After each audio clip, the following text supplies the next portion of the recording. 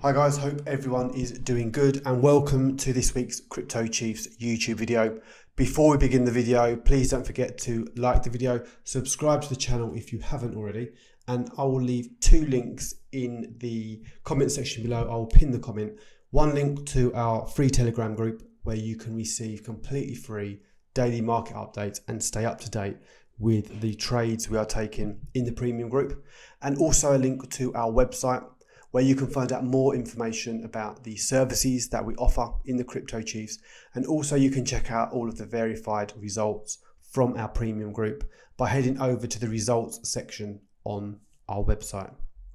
So in this video, I decided we're going to take a look at the market overall, mainly Bitcoin, how we've been doing in July, how we've been trading in terms of like ranges, and what we are likely to see in the coming weeks of August.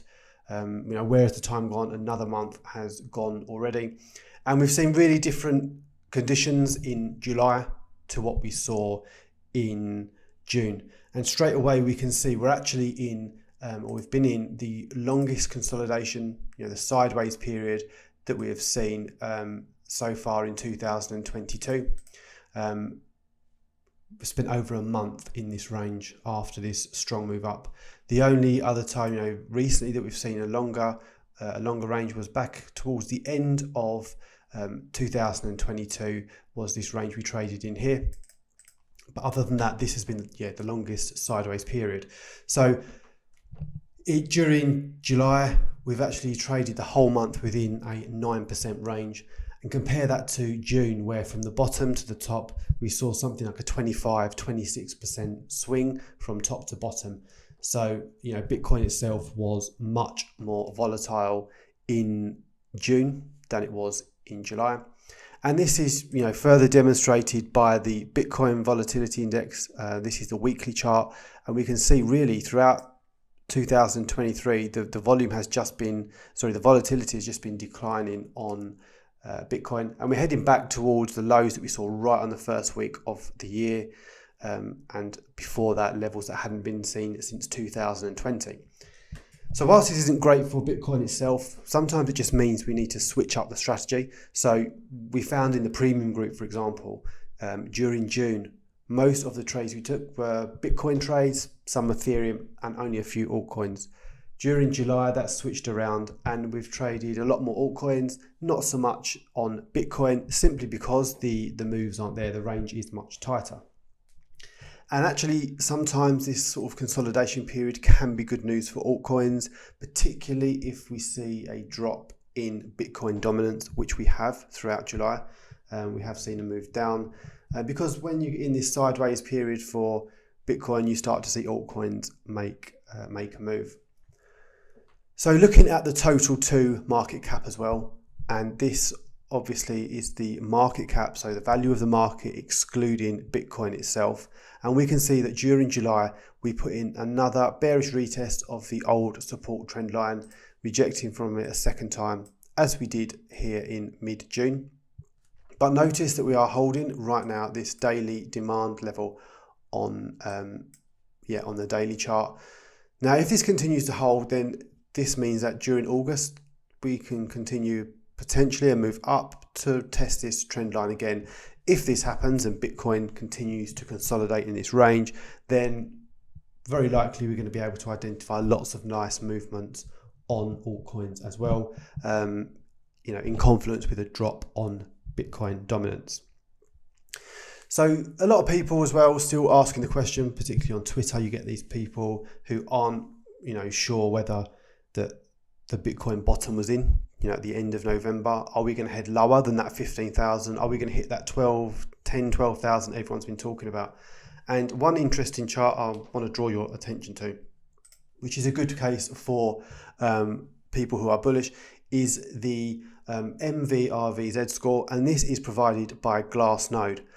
And this suggests to us that November was the bottom, and we won't see those levels, those 16K levels again until we make a new all-time high. That's according to this. And this, the MVRV Z Score is represented here by these orange areas on the chart. And this essentially, in simple terms, shows you whether Bitcoin it's all about its value. So when it's in a negative position, it's undervalued. And when we drop into these negative positions, it always, it signals the bottom. And this is what we saw in November. Now, every time in Bitcoin's history, and look, this is going back to like 2011, every time that we flip from negative to positive, and for a sustained period as we have now, we've never seen another major bottom until a new all-time high was reached.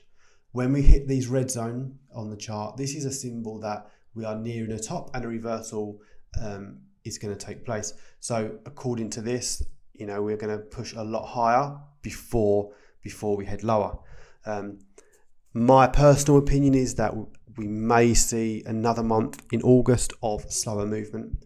And we have to keep in mind, heading into August and September as well, these the Bitcoin ETFs are going to start coming towards their approval. We might start to get more news of approvals or rejections, and this will affect the market. Remember that June, the movements that we saw in June, these really impulsive moves, a lot of it was through the news of different companies filing for the Bitcoin ETFs. So now we're kind of in this consolidation period where people are unsure whether they're going to be approved or rejected. So that is something to keep an eye on, because that is what is going to swing the next move on Bitcoin. So a couple of areas of interest I've got personally in August, I will show you now. First of all, we still have this CME gap at 34 to 35,000, which we have left from May 2022. If we get another push up, this is where I want to see next. A number of times we've rejected from sort of 31.5 to 32,000. If we get another move, potentially a Bitcoin ETF approval, this is the next area I'm interested in filling, 34, 35,000, to see the next reaction there. And if we do get an approval, every chance that could happen. The chart here looks ready. We're kind of, seeing these higher lows here. And every chance that we do make a move like that to continue with the same pattern. However, if we did get any sort of bearish news or anything to really affect the market, my area on a pullback that I'm interested in is the sort of 26,500, something like that, is my next major area. Of course, I will be taking positions and we'll be trading in between. This is the area that I've got my eye on potentially, for a swing trade. The reason is we have this sort of daily demand down in this area, just sitting under 27,000 there, completely untested from the moves we saw in June. So any big pullback, and really want to see this hold to maintain our structure. So keep an eye on those levels, guys. That's my main overview for what I'm looking for on Bitcoin in August. Move up, let's look for the reaction, 34, 35,000. Any significant pullback, let's see if we hold 26.5. I hope you found this video useful, guys, and let me know in the comment section below what your thoughts are on how we trade in August, and I will see you on the next video.